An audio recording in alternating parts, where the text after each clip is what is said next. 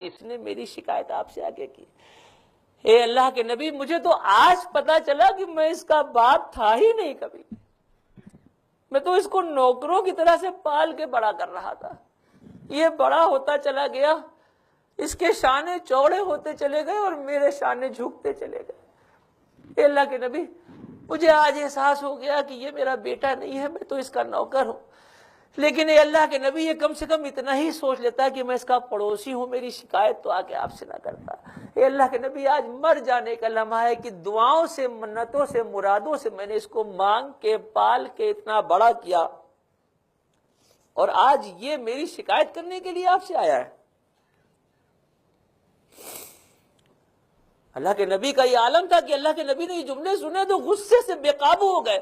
صحابہ کرام کہتے ہیں کہ شاید پوری زندگی کے چند لمحے ایسے ہوں گے جس میں اللہ کے نبی کو کبھی غصہ آیا ہوگا, لیکن یہ موقع تھا کہ آپ صلی اللہ علیہ وسلم نے اس صحابی کے دامن کو پکڑا اور اسے جھٹکا دیا اور کہا چلا جاؤ یہاں سے, دور ہو جاؤ میری نظروں سے, خبردار تمہارا جو کچھ بھی ہے تمہارے باپ کا ہے, آج کے بعد کبھی اس کے بارے میں انگلی نہ اٹھانا. باپ کے مرتبے کی انتہا کو اللہ کے رسول نے اس طرح سے عیاں کیا کہ یہ سچ ہے, قانونی اعتبار سے آپ جو کچھ بھی کما رہے ہیں اس پہ آپ کا حق ہے, لیکن اس کا یہ مطلب نہیں ہے کہ آپ اپنے باپ کو حقارت کی نگاہ سے دیکھتے ہوئے تکلیفوں اور پریشانیوں میں چھوڑ دیں. صحابہ اکرام کا جب ذکر آتا ہے تو صحابہ اکرام کے بارے میں ہمیشہ سے یہ کہا جاتا ہے کہ جب صحابہ اکرام کا نام لو تو رضی اللہ تعالی عنہ لگاؤ. اس کا مطلب کیا ہوا کہ اللہ ان سے راضی ہو گیا. ہمارے علم میں جو چیز ہے وہ یہ بتائی گئی ہے کہ سارے کے سہارے صحابی بخشے بخشائے جنتی ہیں, ان کا کنفرمیشن اللہ کی طرف سے. یہ آپ سب جانتے ہیں اس بات کو کہ نہیں جانتے ہیں؟ ایک خاتون اللہ کے نبی کی خدمت میں حاضر ہو رہی ہیں, تصور کیجئے گا, وہ منظر دیکھے گا, نظارہ آپ کو دکھے گا. ایک خاتون اللہ کی خدمت میں حاضر ہو رہی ہیں, وہ کہتی ہیں اے اللہ کے نبی میرے شوہر کا نام القبہ ہے, آپ کا صحابی رسول ہے. بیوی کہہ رہی ہیں اللہ کے رسول سے اے اللہ کے نبی میرے شوہر کا نام القبہ ہے, صحابی رسول ہے, نمازوں کا پابند ہے, نیک عمل کرنے والا ہے, لوگوں سے اچھے سے بات کرتا ہے, لیکن اس وقت وہ بے انتہا شدت کی تکلیف میں مبتلا ہے اور اس کو موت نہیں آ رہی ہے. آپ صلی اللہ علیہ وسلم نے فرمایا کہ اس کے ماں باپ میں کوئی زندہ ہیں؟ تو معلوم ہے باپ کا انتقال ہو چکا ہے, ماں زندہ ہے. ایک صحابی کو حکم ہوا کہ جاؤ اس کی ماں کو بلا کے لاؤ, اس کی ماں سے کہنا کہ اللہ کے نبی نے بلایا ہے, وہ آتی ہے یا میں وہاں پہ چل کے جاؤں. بوڑھی عورت کو یہ پیغام ملا تو اس نے کہا یہ تو میرے نصیب جاگے کہ اللہ کے نبی نے مجھے یاد کیا ہے, میں خود چلتی ہوں, اللہ کے نبی کہاں یہاں تشریف لائیں گے. وہ خوشی خوشی اللہ کے نبی کی خدمت میں آ گئی. اسے نہیں پتا کہ کیوں بلایا جا رہا ہے, کیا معاملہ ہے. جب وہ بوڑھی عورت اللہ کے نبی کے سامنے آ کے کھڑی ہوئی, آپ صلی اللہ علیہ وسلم نے پوچھا کہ القبہ تمہارا بیٹا ہے؟ کہا یا رسول اللہ میرا بیٹا ہے. کہا تمہیں معلوم ہے کہ وہ اس وقت کس تکلیف میں مبتلا ہے؟ کہا یا رسول اللہ ہم کو پتا ہے کہ وہ کس تکلیف میں مبتلا ہے. آپ نے فرمایا کہ کیا یہ اچھا نہ ہوتا کہ تو اسے معاف کر دیتی. وہ بوڑھی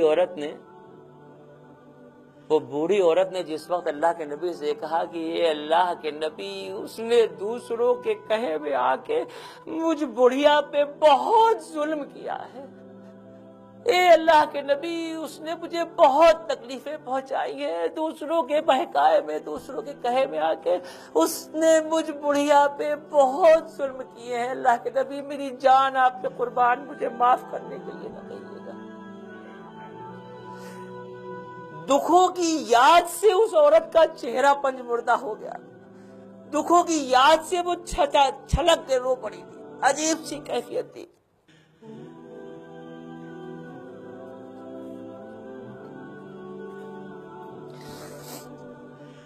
آپ صلی اللہ علیہ وسلم نے فرمایا اگر معاف کر دیتی تو زیادہ بہتر تھا. اس عورت نے کہا کہ اللہ کے نبی میری جان آپ پہ قربان, میں آپ سے ہاتھ جوڑ کے گزارش کرتی ہوں آپ کچھ بھی کہہ دیجئے ہم کرنے کو تیار ہیں, مگر مجھے معاف کرنے کے لیے نہ کہیے گا. اس کے دکھوں کو, اس کی تکلیفوں کو میں بھلا نہیں سکتی, اور جب میں بھلا نہیں سکتی تو میں معاف بھی نہیں کروں گی. آپ صلی اللہ علیہ وسلم نے حضرت بلال کو حکم دیا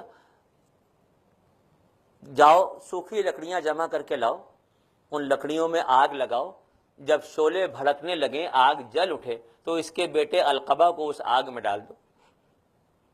صحابی رسول کا ذکر ہو رہا ہے, کسی جوانی شرابی کی بات نہیں ہو رہی ہے, اس بات کو دل میں رکھیے گا.